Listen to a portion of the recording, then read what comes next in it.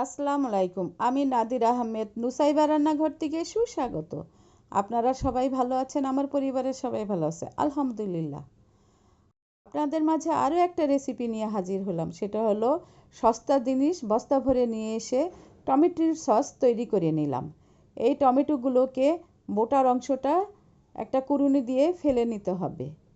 এভাবে করে আমি সবগুলো টমেটোর কুড়ুনি দিয়ে ফেলে নিলাম।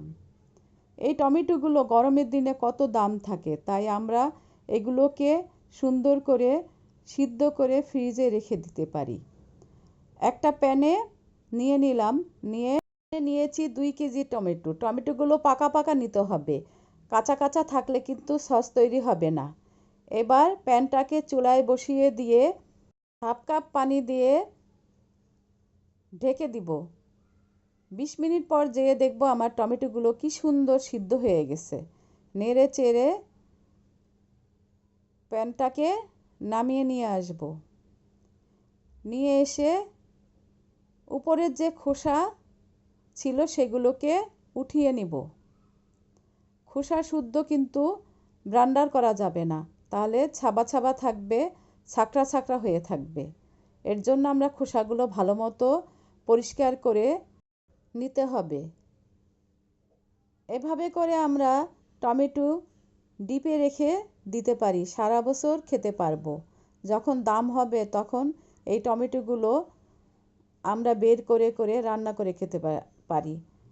একটা ব্লেন্ডারের জগ নিয়ে টমেটোগুলো ঢেলে ব্লেন্ডার করে বাটির উপরে একটা ছাঁকনি দিয়ে ছেঁকে নেব। তাহলে সাবা টাবা যা থাকে সব চালনিতে থেকে যাবে আর টমেটোর নির্যাসটা নিচে পড়ে যাবে।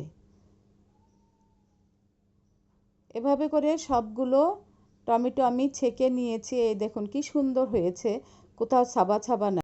করে আমরা সসের জন্য টমেটো রেখে দিতে পারি, যখন দরকার হবে তখন বানিয়ে নিতে পারবো। হাফ কাপ তেঁতুল হাফ কাপ পানি দিয়ে ভিজিয়ে রেখেছিলাম, সেটাকে বিচিগুলো ভালো মতো চিপড়িয়ে নিলাম। আর 2 টেবিল চামচ কর্নফ্লাওয়ার কাপ ভিনিগার দিয়ে গুলিয়ে পাশে রেখে দিলাম। আর এখানে আমার 2 কেজি টমেটোর ভিতরে সাবা টাবা যেয়ে 1 কেজি হয়েছে। ওটার ভিতরে তেঁতুলের গোলাটা দিয়ে দিলাম, 2 টেবিল চামচ মরিচ গুঁড়া দিলাম, 1 টেবিল চামচ লবণ, 1 টেবিল চামচ জিরা গুঁড়া, 1 টেবিল চামচ ধনিয়া গুঁড়া, আদা হাফ টেবিল চামচ দিয়ে ভালো মতো নেড়ে চেড়ে নিব, যেন কোথাও দলা দলা পাকিয়ে না থাকে। চুলায় একটা প্যান বসিয়ে টমেটোর পিউরিটা দিয়ে দিলাম, দিয়ে এটাকে অনবরত নাড়তে থাকবো। হাই হিটে, নিচে যেন না লেগে যায়। এভাবে করে নাড়তেই থাকবো। যখন দেখবো আমার টমেটোর পিউরিটা ঘন হয়ে আসছে, তখন আমি হাফ কাপ চিনি দিয়ে দিব। এ দেখুন আমার টমেটোর সসটা কালারটা কি সুন্দর হয়ে আসছে। এবার আমি কর্নফ্লাওয়ারটা দিয়ে জোরে জোরে নাড়তে থাকবো, যেন কর্নফ্লাওয়ারটা দলা না পেকে যায়। কালারটা আরও লাল হওয়ার জন্য আমরা ইচ্ছা করলে 2-3 ফোঁটা ফুড কালার দিতে পারি। এই দেখুন আমার টমেটোর সসটা কি সুন্দর হয়ে গেছে। আমরা সারা বছর টমেটোর সস বানিয়ে খেতে পারি। টমেটোর সস সংরক্ষণের পদ্ধতিও আপনাদের দেখিয়ে দিচ্ছি। একটা পাতিলে পানি দিয়ে 2টো বোতল সিদ্ধ করতে দিব।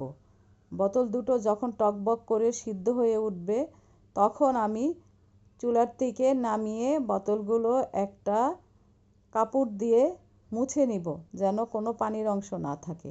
তারপরে এই বোতলগুলোর ভিতরে টমেটোর সস ঢেলে রাখবো। ঢেলে যখন ঠান্ডা হবে তখন ঢাকনা দিয়ে রেখে দিব, আমরা সারা বছর তাহলে খেতে পারবো। এই টমেটোর সস বাজারে কিনতে গেলে অনেক চড়া দামে কিনতে হয়, তাই আমরা বাসায় বানিয়ে খাবো। আমার রেসিপি যদি আপনাদের ভালো লেগে থাকে তাহলে আমাকে লাইক, কমেন্ট, শেয়ার এবং সাবস্ক্রাইব করবেন, ফেসবুকে ফলো দিবেন আর আমাকে কমেন্ট করে উৎসাহ দিবেন আমার রেসিপি কেমন হলো। আল্লাহ হাফেজ।